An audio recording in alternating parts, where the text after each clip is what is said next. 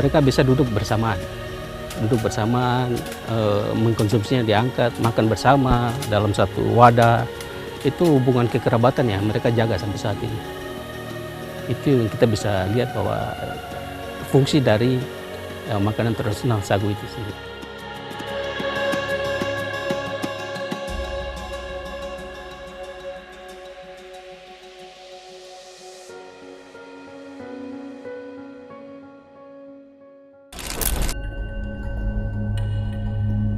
Cahaya mulai menyentuh hutan, menyusuri danau, dan memantulkannya di permukaan laut. Papua, sebuah wilayah timur Indonesia yang bukan hanya kaya akan keindahan, melainkan juga menyimpan pengetahuan hidup yang diwariskan dari generasi ke generasi.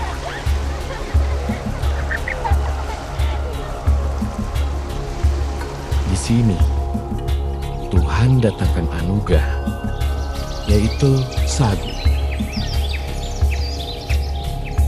Ia tumbuh dalam diam, dalam hutan yang basah, menunggu waktunya tiba.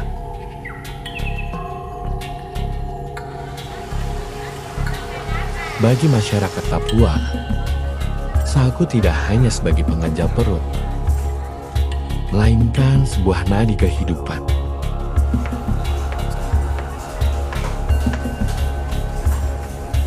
Dari sagu, berbagai bentuk makanan lahir.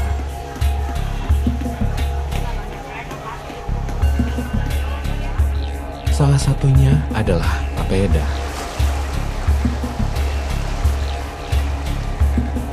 Papeda dikenal luas sebagai makanan khas Papua. Teksturnya kenyal dan lengket. Jadi pengolahan sagu salah satunya papeda. Kita tahu secara umum ya papeda kelolanya secara sederhana.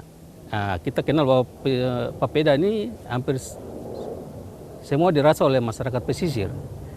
Ikan kuah kuning adalah hal yang ada di antara pesisir, baik itu danau maupun laut. Itu yang cukup kita lihat, karena perbedaan antara di Papua bahwa yang mengkonsumsi sagu atau papeda ini masyarakat pesisir. Kalau masyarakat pegunungan, dia agak lari ke umbi-umbian, begitu. Secara legal, papeda telah diakui sebagai warisan budaya tak benda Indonesia sejak tahun 2015. Pengakuan ini menjadi tombak diperingatinya Hari Papeda setiap tanggal 20 Oktober. Ya, kita bicara papeda ini, kita ya bersyukur bahwa papeda ini sudah ditetapkan sebagai warisan budaya Indonesia pada tahun 2015 untuk tanah Papua secara menyeluruh. Nah, sebagai pemerintah daerah maupun masyarakat adat, bukan hanya penetapan saja, tetapi kita harus melestarikan itu, baik dalam proses penanaman, pelestarian untuk hutan sagunya, dusun sagunya, sampai kita harus memberi satu edukasi tentang sagu ini bisa dikelola sebagai bahan pangan. Namun, papeda bukan hanya soal rasa. Ia adalah identitas dan simbol. Seperti alam yang melahirkannya, papeda memiliki perjalanan yang panjang sebelum tersaji di meja makan.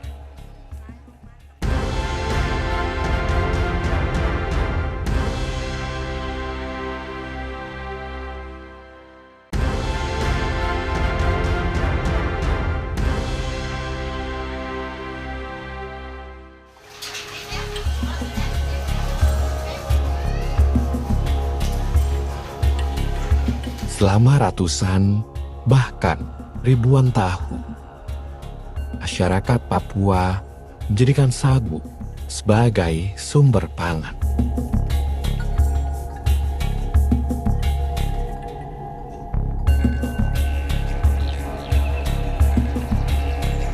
Semua perjalanan diawali dengan pohon sagu ini.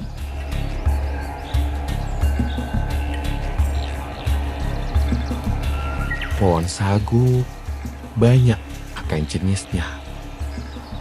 Ada yang menghasilkan sagu putih, ada juga yang sagunya berwarna merah, yang semuanya memiliki tempat di meja makan masyarakat adat.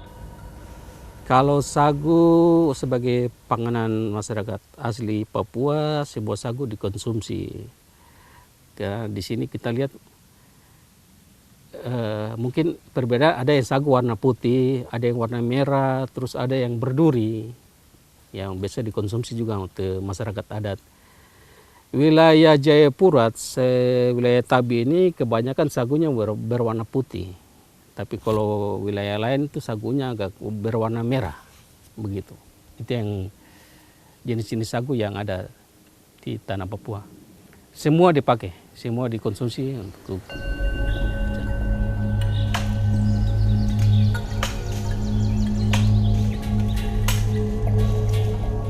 Dimulai dengan penebangan pohon, proses pengolahan sagu masih banyak dilakukan secara tradisional.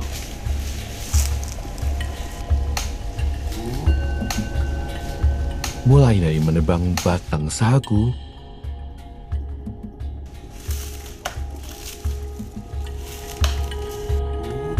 membarut, hingga memerah sari patinya.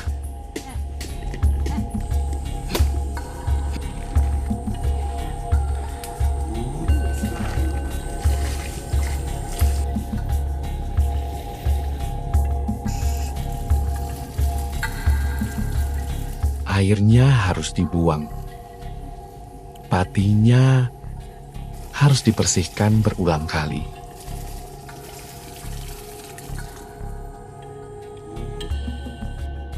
Sagu yang sudah menjadi tepung bersih dibuat dari batang pohon yang keras, lalu diubah menjadi tepung yang lembut. Proses ini adalah sebuah kesabaran bahwa sesuatu yang murni dan bernilai tinggi tidak didapatkan dengan cara instan.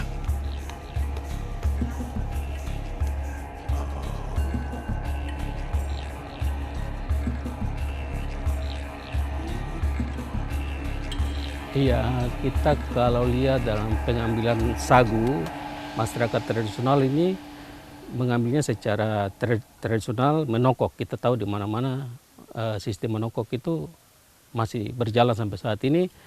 Tetapi dengan perkembangan zaman ini sudah ada mesin. Mesin ini selain membantu meringankan, tetapi menjadi kendala.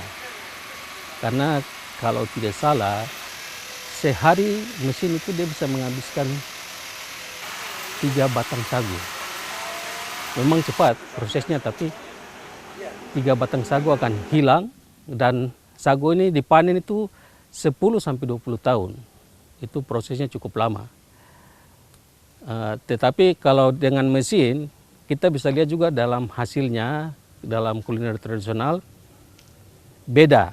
Kita dari sisi rasa bahwa kalau dibuat papeda, secara tradisional, papeda itu akan lengket sekali. Tetapi kalau dengan mesin, kita bisa lihat dia akan agak sedikit renggang, pecah-pecah begitu.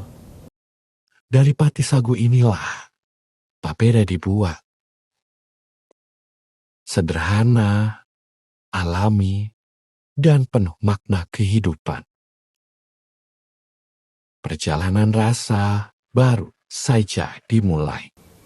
Kalau sagu sendiri, filosofinya bagi masyarakat Papua, baik ini fungsinya baik sebagai fungsi ekonomi, ada fungsi sosialnya, fungsi budayanya. Kita lihat dari pemilik budaya itu masing-masing. Mungkin di Papua ada yang mengantar mas kawin, menyiapkan makanan, ada pun pisang, umbi-umbian dan juga sagu termasuk di dalamnya. Itu wajib untuk masyarakat adat. Terus secara ekonomi ya kita kenal dari dulu pasti sistem barter ada, dan itu sagu juga bagian dari sistem barter itu. Kalau sistem sosial kita lihat sagu dalam fungsi panen sagu pun terlihat itu ada sistem gotong royong. Di situ pun terlihat, kita bisa lihat sistem sosialnya di situ.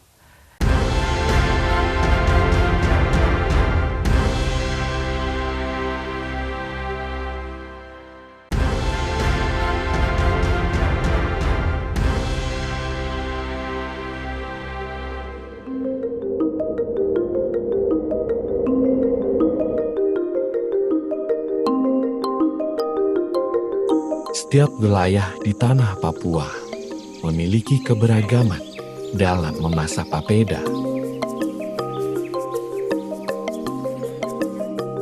Jika umumnya papeda dibuat dengan siraman air mendidih, masyarakat di daerah Genep menggunakan teknik unik, mencampurkan batu panas langsung ke dalam adonan untuk mematangkannya.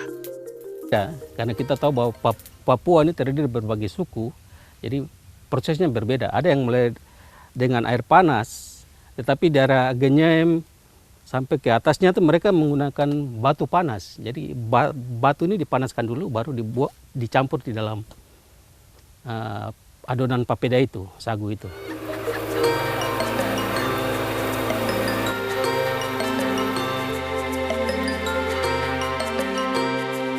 Papeda umumnya tidak dinikmati secara terpisah.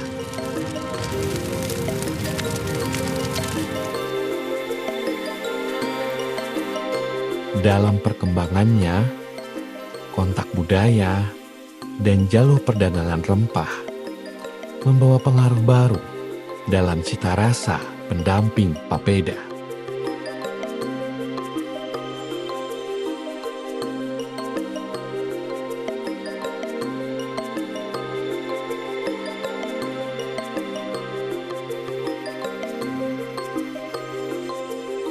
Salah satunya adalah kuah kuning yang kaya akan bumbu dan rempah.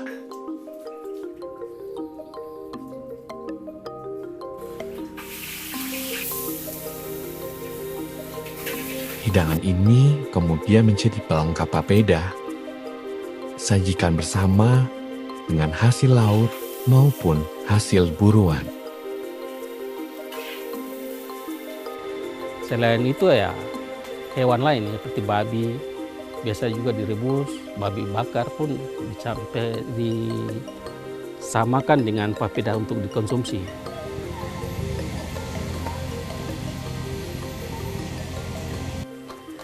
Jadi kenapa kalau kita lihat papeda itu harus ada kuah? Tadi saya sampaikan bahwa itu kebanyakan di masyarakat pesisir. Ya, papeda kalau dia makan kosong aja, otomatis dia lengket. Memang bisa mengenyangkan, tapi menikmatinya itu yang kita harus lihat. Dulu masyarakat itu hanya merebus. Sudah rebus dengan ikan, dengan apa dicampur. Tapi sekarang ya perkembangan zaman dan kontak budaya, akhirnya bumbu-bumbu itu masuk di tanah Papua. Bisa lihat dari jalur rempah yang ada di Indonesia sampai di Papua sini. Ya, sekarang dibuat ya kuah kuning, ada bawang, ada apa dicampur semua di situ, menambah cita rasa saja sebenarnya itu. Tetapi kalau yang tadi saya bilang untuk menikmati, mereka harus makan dengan kuah.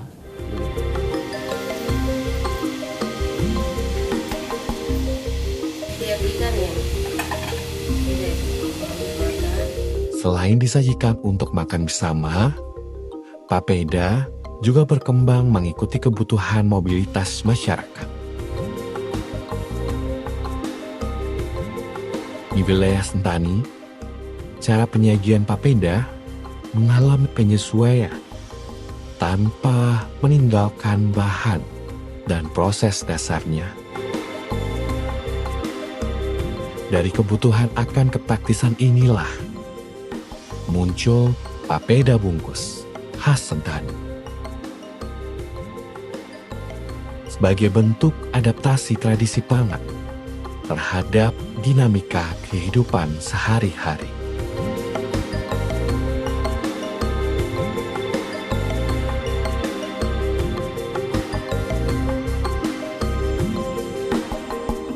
Selain itu ya ada yang dibungkus untuk papeda ini awet juga.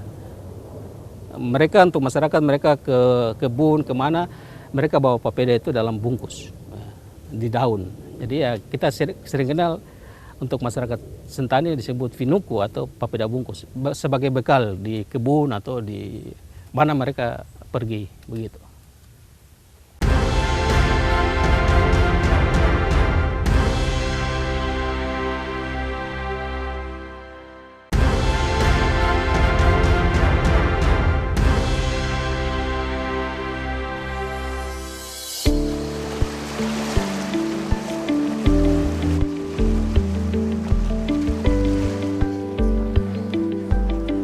Papeda umumnya dinikmati secara bersama-sama. Ada kehangatan dalam setiap putaran eloi.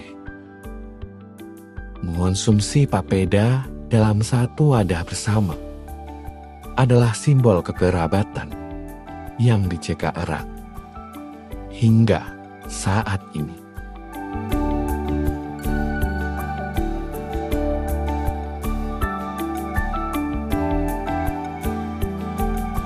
Tradisi makan ini dilakukan dengan duduk melingkar, menciptakan ruang berbagi. Tidak hanya makanan, tetapi juga cerita dan kebersamaan. Ya kalau kita lihat filosofi untuk makan papeda di tanah Papua, khususnya di Sentani, mereka bisa duduk bersamaan. Duduk bersamaan, mengkonsumsinya diangkat, makan bersama dalam satu wadah. Itu hubungan kekerabatan yang mereka jaga sampai saat ini. Itu yang kita bisa lihat bahwa fungsi dari makanan tradisional sagu itu sendiri. Saya kira cara makan papeda itu hampir sama semua di tanah Papua. Baik itu kita tidak bicara karena sagu ini dari wilayah timur Maluku sampai di kita, cara makannya pasti kita menggunakan alat garpu atau di sini orang bilang apa eloi. Ada yang jadinya terbuat dari 3 macam trisula, ada yang satu aja. Jadi cara makannya tetap harus diangkat, diputar, ditaruh di piring, ada yang langsung diputar dimakan sendiri satu kali, begitu. Jadi konsumsi untuk masyarakat itu berbeda-beda, tetapi ya kita lihat kebutuhannya penuhi energi dalam tubuh.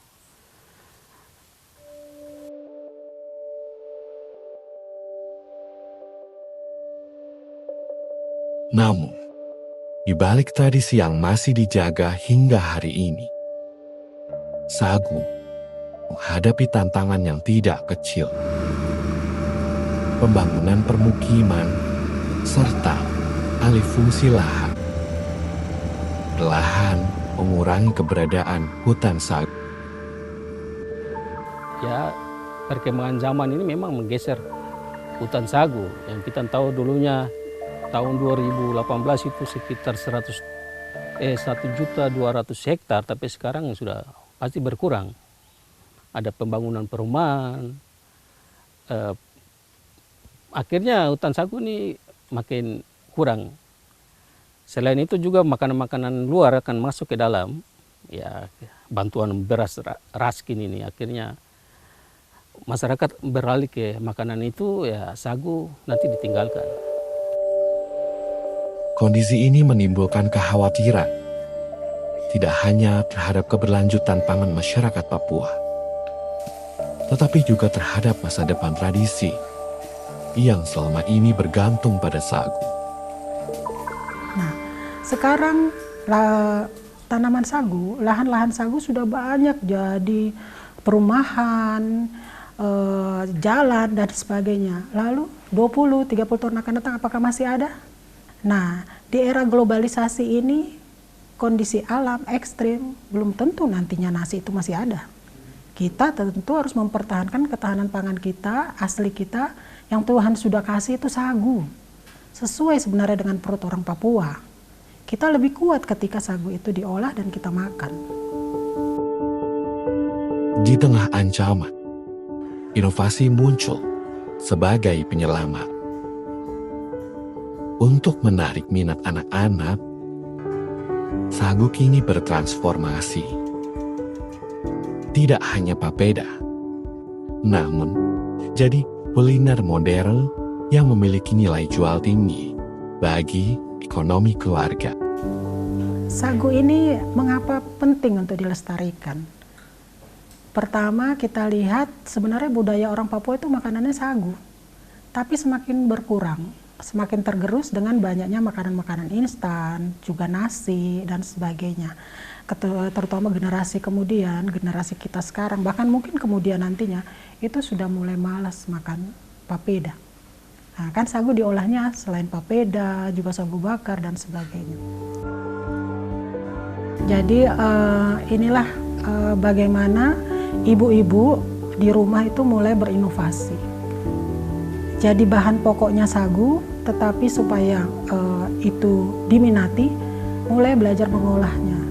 Menjadi mungkin ongol-ongol, menjadi es krim, menjadi kue bolu, menjadi makanan-makanan menarik yang ternyata bukan cuma enak dirasa tapi punya nilai jual.